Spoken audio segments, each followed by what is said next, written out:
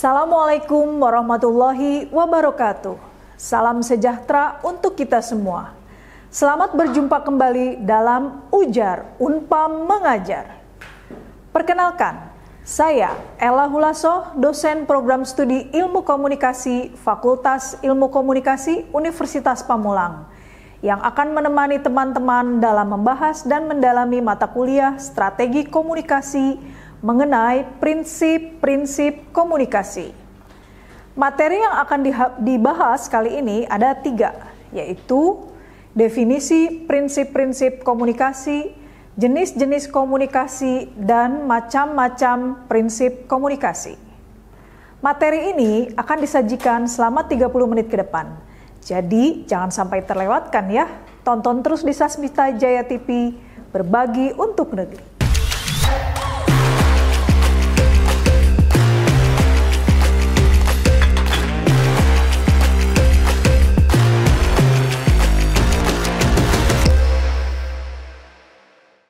Teman-teman mahasiswa dimanapun berada, sebagai makhluk sosial, tentunya manusia perlu menjalin hubungan dengan orang lain. Salah satu cara untuk berhubungan dengan manusia lain adalah dengan berkomunikasi. Dengan pembahasan materi pada pertemuan kali ini, diharapkan mahasiswa dapat mengerti dan memahami prinsip-prinsip komunikasi. Penasaran dengan materi kali ini? Mari kita mulai pembahasannya. Teman-teman mahasiswa, materi pertama pada pertemuan ini adalah definisi prinsip komunikasi dari para ahli. Prinsip adalah sebuah pedoman untuk berpikir dan bertindak. Dalam komunikasi juga dikenal beberapa prinsip yang menjadi dasar atau pedoman dalam melakukan aktivitas atau pembahasan mengenai komunikasi. Para pakar memiliki pandangan berbeda mengenai prinsip-prinsip komunikasi. Misal, William B. Goodkans dan Yong Kim menyebutnya sebagai asumsi-asumsi komunikasi. Sedangkan Cassandra L. Book, Bert E. Bradley, dan kawan-kawan memberi istilah karakteristik-karakteristik komunikasi. Sementara pakar yang lain menamakan dimensi-dimensi komunikasi. Pada dasarnya, prinsip komunikasi adalah penjelasan mendalam tentang makna atau dasar komunikasi. Penjabaran prinsip-prinsip komunikasi juga sangat tergantung dari tujuan dan kepentingan yang ingin dicapai. Dalam dunia marketing misalnya, prinsip komunikasi akan lebih berfokus pada efektivitas untuk menjangkau dan meyakinkan customer atau konsumen. Prinsip tersebut lebih mendorong dilakukannya komunikasi persuasif. Selanjutnya mengenai jenis-jenis komunikasi. Kita mengenal ada komunikasi verbal, komunikasi nonverbal, komunikasi formal, komunikasi informal. Sebagai bahasan terakhir mengenai macam-macam prinsip komunikasi, ada 12 prinsip. Yang pertama, komunikasi adalah suatu proses simbolik. Ernest Cassirer menyebutkan bahwa yang membedakan manusia dengan makhluk lain adalah kemampuannya dalam menggunakan simbol atau animal symbolikum. Lambang atau simbol adalah sesuatu yang digunakan untuk menunjuk sesuatu lainnya berdasarkan kesepakatan sekelompok orang. Lambang meliputi kata-kata atau pesan verbal, perilaku nonverbal, dan objek yang maknanya disepakati bersama. Kata kunci dari lambang atau simbol ini adalah adanya kesepakatan sekelompok orang. Tanpa adanya kesepakatan tersebut, maka simbol tidak akan dapat dijadikan sebagai komunikasi. Lambang adalah salah satu kategori tanda. Hubungan antara tanda dengan objek dapat direpresentasikan oleh ikon dan indeks. Akan tetapi, ikon dan indeks tidak memerlukan kesepakatan. Salah satu ciri ikon adalah kemiripan sebagaimana ketika Anda membuat kartu anggota perpustakaan. Maka, foto yang tertempel pada kartu tersebut adalah ikon Anda. Akhir-akhir ini, lambang itu sering dipertukarkan dalam penggunaannya. Sebagai contoh, Romeo dan Juliet atau Rama dan Sinta. Mereka adalah lambang cinta abadi. Sedangkan indeks muncul berdasarkan hubungan antara sebab dan akibat yang punya kedekatan eksistensi. Sebagai contoh, ketika matahari terbenam, maka merupakan indeks bahwa waktu sholat maghrib telah masuk. Akan tetapi, bagi sebagian masyarakat yang masih percaya pada hal-hal yang mistik, maka ketika matahari terbenam merupakan sinyal waktu keluarnya jin dan setan. Sehingga para orang tua melarang anak-anak kecil untuk keluar rumah, maka waktu terbenamnya matahari merupakan lambang karena sudah disepakati oleh masyarakat tersebut. Lambang sendiri mempunyai karakteristik sebagai berikut. Pertama, lambang itu bersifat sembarang, mana suka atau sewenang-wenang. Lambang adalah adanya kesepakatan, maka apapun bentuknya dapat dijadikan sebagai lambang, baik berupa kata-kata, isyarat anggota tubuh, hewan, dan tumbuhan. Sebagai contoh, bahwa kenapa buah yang berduri itu disebut durian, atau hewan yang berkokok itu disebut ayam. Penyebutan tersebut tentunya karena orang bersepakat. Yang kedua, lambang pada dasarnya tidak mempunyai makna. Memberikan makna pada sebuah lambang adalah pikiran kita. Bahkan kata-kata itu pun merupakan pemaknaan dari pikiran kita. Tentu akan menjadi hal yang sulit apabila suatu perkataan tidak dimaknai dengan makna yang sama. Maka hal ini akan menjadi miscommunication. Lambang itu bervariasi. Yang ketiga, yang dimaksud dengan bervariasi adalah bahwa lambang itu akan berubah dari konteks waktu ke konteks waktu yang lain, dari satu tempat ke tempat yang lain, dan dari satu budaya ke budaya yang lain. Lambang kekayaan pada masyarakat Jawa di tahun 70-an dulu adalah orang dengan rumah yang gedong. Gedong di sini maksudnya adalah rumah yang ditembok. Karena pada waktu itu rumah biasa dibuat dari bambu atau dari papan. Lambang tersebut tentunya tidak berlaku lagi pada zaman sekarang. Mengapa? Karena masyarakat saat ini sudah mampu membuat rumah gedong. Prinsip yang kedua dalam prinsip-prinsip komunikasi adalah setiap pelaku mempunyai potensi komunikasi. Setiap orang tidak bebas dari nilai. Pada saat orang tersebut tidak bermaksud mengkomunikasikan sesuatu, tetapi dimaknai oleh orang lain, maka orang tersebut sudah terlibat dalam proses komunikasi. Gerak tubuh, ekspresi wajah, seseorang dapat dimaknai oleh orang lain menjadi suatu stimulus. Tidak berarti bahwa semua perilaku adalah komunikasi. Alih-alih komunikasi terjadi bila seseorang memberi makna pada perilaku orang lain atau perilakunya sendiri. Baik, prinsip yang ketiga adalah komunikasi punya dimensi isi dan dimensi hubungan. Dimensi isi ini menunjukkan muatan komunikasi, sedangkan dimensi hubungan menunjukkan bagaimana cara mengatakannya dan mengisyaratkannya. Bagaimana hubungan para peserta komunikasi dan bagaimana seharusnya pesan itu ditafsirkan. Dimensi isi disandi secara verbal, sedangkan dimensi hubungan disandi secara nonverbal. Sebagai contoh, misal ada kalimat, makan tuh. Dengan nada lembut bermakna perintah untuk makan, sedangkan apabila menggunakan intonasi tinggi maka bermakna larangan memakannya. Ketika seseorang tahu bahwa temannya sedang makan, ia pun tetap menyapa dengan kalimat makan. Hal itu bermakna menyapa agar tidak dikatakan sebagai orang yang judes atau cuek. Prinsip yang keempat adalah komunikasi itu berlangsung dalam berbagai tingkat kesengajaan. Komunikasi dilakukan manusia dari yang tidak sengaja hingga yang sengaja dan sadar, serta terencana melakukan komunikasi. Kesadaran akan lebih tinggi ketika berkomunikasi dalam situasi-situasi khusus.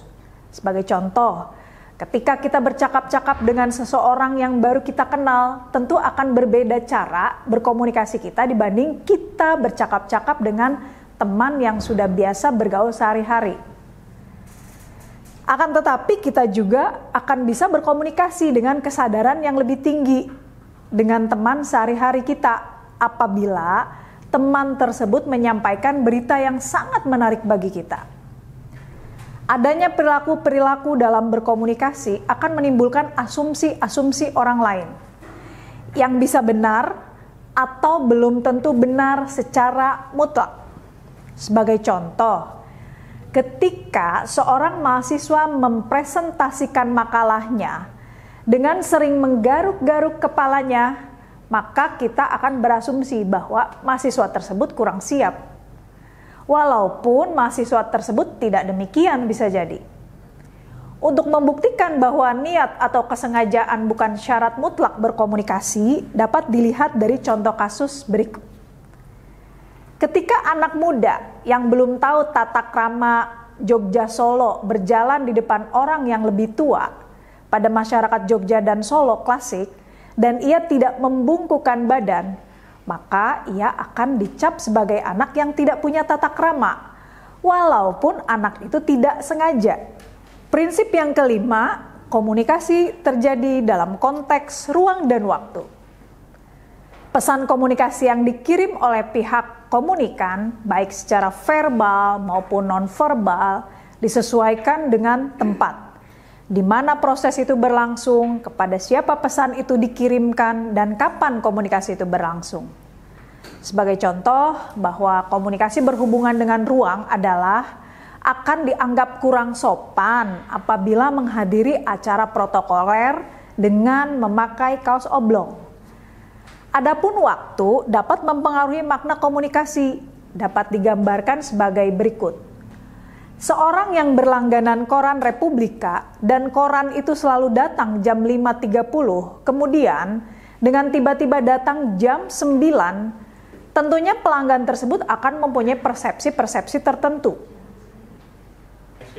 Prinsip yang keenam, komunikasi melibatkan prediksi peserta komunikasi. Ketika orang-orang berkomunikasi, mereka meramalkan efek perilaku komunikasi mereka. Dengan kata lain, komunikasi juga terikat oleh aturan atau tata krama. Artinya, orang-orang memilih strategi tertentu berdasarkan bagaimana orang yang menerima pesan akan merespon. Prediksi ini tidak selalu disadari dan sering berlangsung cepat. Kita dapat memprediksi perilaku komunikasi orang lain berdasarkan peran sosialnya. Misalnya, Anda mengetahui bagaimana tata krama dalam berbahasa ketika Anda berhadapan dengan orang tua Anda atau orang lebih tua dari Anda. Misalnya, tidak dapat menyapa orang tua Anda dengan kata kamu atau elu. Prinsip yang ketujuh, komunikasi itu bersifat sistemik. Komunikasi juga menyangkut suatu sistem dari unsur-unsurnya. Setidaknya, dua sistem dasar beroperasi dalam transaksi komunikasi itu sendiri, sistem internal dan sistem eksternal. Sistem internal adalah seluruh sistem nilai yang dibawa oleh seseorang individu ketika ia berpartisipasi dalam komunikasi, yang ia serap selalu sosialisasinya dalam berbagai lingkungan sosialnya, baik di keluarga, di masyarakat setempat, kelompok suku, kelompok agama, di lembaga pendidikan, dan lain-lain. Sistem internal ini mengandung semua unsur yang membentuk individu yang unik. Kita hanya dapat menduganya lewat kata-kata yang ia ucapkan dan perilaku yang ia tunjukkan. Jumlah sistem internal ini adalah sebanyak individu yang ada. Sistem eksternal terdiri dari unsur-unsur dalam lingkungan di luar individu, termasuk kata-kata yang ia pilih untuk berbicara, isyarat fisik, kegaduhan di sekitarnya, penataan ruangan, cahaya, dan temperatur ruangan. Lingkungan dan objek mempengaruhi komunikasi kita. namun persepsi kita atas lingkungan kita juga mempengaruhi kita berperilaku. Prinsip yang kedelapan, semakin mirip latar belakang sosial budaya, semakin efektiflah komunikasi. Jika dua orang melakukan komunikasi berasal dari suku yang sama, pendidikan yang sama, maka ada kecenderungan dua pihak tersebut mempunyai bahan yang sama untuk berkomunikasi. Adanya kesamaan akan mendorong orang-orang untuk saling tertarik, dan pada gilirannya, karena kesamaan tersebut, komunikasi mereka menjadi lebih efektif.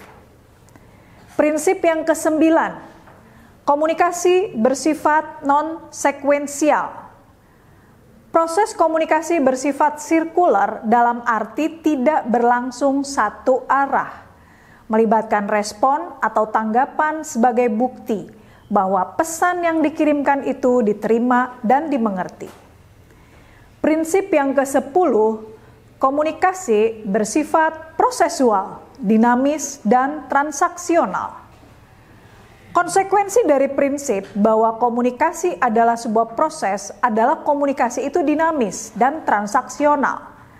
Ada proses saling memberi dan menerima informasi di antara pihak-pihak yang melakukan komunikasi. Prinsip yang ke-11, komunikasi bersifat irreversibel. Setiap orang yang melakukan proses komunikasi tidak dapat mengontrol sedemikian rupa terhadap efek yang timbul oleh pesan yang dikirimkan. Komunikasi tidak dapat ditarik kembali jika seseorang sudah berkata menyakiti orang lain. Maka efek sakit hati tidak akan hilang begitu saja pada diri orang lain tersebut. Prinsip yang ke-12, komunikasi bukan panesa untuk menyelesaikan berbagai masalah. Dalam arti bahwa komunikasi bukan satu-satunya obat mujarab yang dapat digunakan untuk menyelesaikan masalah. Karena konflik atau persoalan tersebut mungkin berkaitan dengan masalah struktural. Langkah-langkah prinsip strategi komunikasi menurut Cutlip dalam Fazriyah tahun 2022 halaman 29 menegaskan bahwa untuk mempermudah pelaksanaan dan praktek strategi komunikasi, maka kita harus mengetahui langkah-langkah taktis strategi komunikasi guna mencapai tujuan yang diinginkan dengan menggunakan beberapa prinsip berikut. Yang pertama, membingkai pesan. Membingkai pesan adalah dengan membingkai konten pesan untuk komunikasi dengan mengetahui cara langsung dari dekat klien atau karyawan dan berbagai situasi serta masalah yang menyelubungi. Cara yang kedua, semantik. Semantik adalah ilmu tentang arti kata. Bahasa selalu berubah. Untuk itu, dalam berkomunikasi, kita harus selalu mengerti arti kata yang akan kita gunakan untuk menyampaikan pesan, sehingga mudah dimengerti orang lain. Yang ketiga, simbol komunikasi. Komunikasi juga menggunakan simbol dan stereotip. Simbol menawarkan cara yang dramatis dan langsung untuk berkomunikasi dengan banyak orang. Simbol telah digunakan sejak awal sejarah untuk menyingkat dan menyampaikan pesan yang kompleks sekalipun. Yang keempat, hambatan dan stereotip. Dalam komunikasi akan terdapat beragam hambatan, meliputi hambatan sosial, hambatan usia, hambatan bahasa, dan kosakata, serta hambatan ekonomi dan politik. Terdapat hambatan rasial pula yang menjadi rintangan dan distorsi yang menutup komunikasi. Terlihat jelas dalam perbedaan antara kelompok etnis dan rasa dalam masyarakat. Prinsip komunikasi efektif terjadi ketika komunikator dan komunikan mencapai kesamaan makna. Komunikator berhasil menyampaikan informasi dan komunikan berhasil memahami informasi yang diterima. Komunikasi efektif bertujuan untuk memberi kemudahan dalam penyampaian pesan oleh komunikator, serta penerima pesan oleh komunikan. Di bawah ini beberapa model prinsip komunikasi. Satu, berbicara dengan efektif. Yang kedua, mendengarkan dengan aktif. Dan yang ketiga, keterampilan berbicara. Gaya berbicara prinsip komunikasi efektif berdasarkan Rich. Yang pertama, respect. Artinya menghormati. Prinsip respect merupakan bentuk perasaan positif atau penghormatan diri. Prinsip menghormati harus selalu menjadi acuan utama dalam berkomunikasi, karena setiap manusia ingin dihargai serta ingin dihormati oleh orang lain. Yang kedua, empati. Empati ini merupakan penempatan diri individu pada situasi atau kondisi yang sedang dihadapi orang lain. Dengan kata lain, seseorang memiliki kemampuan untuk bisa merasakan apa yang dirasakan orang lain. Yang ketiga, audible atau dapat didengar. Caranya dengan membuat pesan yang mudah dipahami lawan bicara. Gunakan bahasa yang mudah dimengerti, sampaikan hal penting langsung pada inti persoalan, gunakan bentuk komunikasi nonverbal yang mudah dibaca lawan bicara, serta gunakan contoh untuk mempermudah pemahaman pesan. Selanjutnya, clarity atau jelas. Pesan yang disampaikan harus jelas agar tidak menimbulkan kesalahpahaman antara komunikator dan komunikan. Dan yang terakhir adalah humble atau rendah hati. Prinsip komunikasi efektif ini berupa pemberian kesempatan kepada orang lain untuk berbicara terlebih dahulu serta menjadi pendengar yang baik.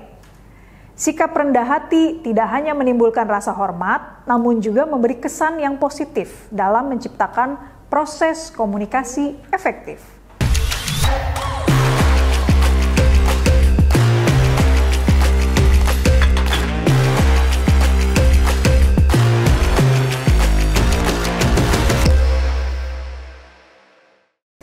Teman-teman semua, berdasarkan kepada hasil diskusi kita hari ini, maka dapat kita tarik kesimpulan, yaitu disebutkan bahwa ada 12 prinsip komunikasi. Yang pertama, komunikasi merupakan proses simbolik. Yang kedua, setiap perilaku mempunyai potensi komunikasi. Yang ketiga, komunikasi memiliki dimensi isi dan dimensi hubungan. Yang keempat, komunikasi itu berlangsung dalam berbagai tingkat kesengajaan. Yang kelima, komunikasi terjadi dalam konteks ruang dan waktu. Yang keenam, komunikasi melibatkan prediksi peserta komunikasi. Yang ketujuh, komunikasi itu bersifat sistemik. Yang kedelapan, prinsip yang kedelapan, semakin mirip latar belakang sosial budaya, semakin efektiflah komunikasi. Prinsip yang kesembilan, komunikasi bersifat non-sekuensial. Yang kesepuluh, komunikasi bersifat prosesual, dinamis, dan transaksional. Yang kesebelas, komunikasi bersifat irreversible. Dan terakhir yang ke-12, komunikasi bukan panesa untuk menyelesaikan berbagai masalah. Alhamdulillah, materi pada pertemuan ini telah kita pelajari bersama-sama. Semoga materi ini dapat bermanfaat bagi kita semua. Terima kasih bagi semua yang sudah mengikuti materi hari ini. Kurang lebihnya saya mohon maaf. Terima kasih. Wassalamualaikum warahmatullahi wabarakatuh.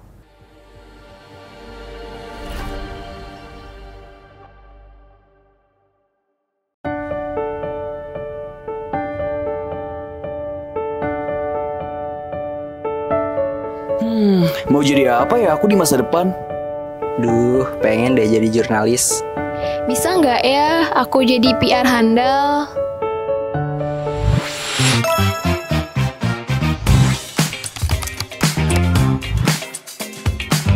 Ayo, mulai perjalanan komunikasi kamu sekarang. Daftarlah di program studi Ilmu Komunikasi, Fakultas Ilmu Komunikasi, Universitas Pamulang. Jadilah bagian dari komunitas yang berfokus pada keunggulan dan inovasi. Dengan kelengkapan sarana dan prasarana terkini, serta biaya yang terjangkau, memberikan pengalaman belajar yang tak terlupakan. Bergabunglah dengan kami dan rasakan keunggulan pendidikan komunikasi yang akan membuka pintu menuju karir suksesmu. Be a Pro with Communication.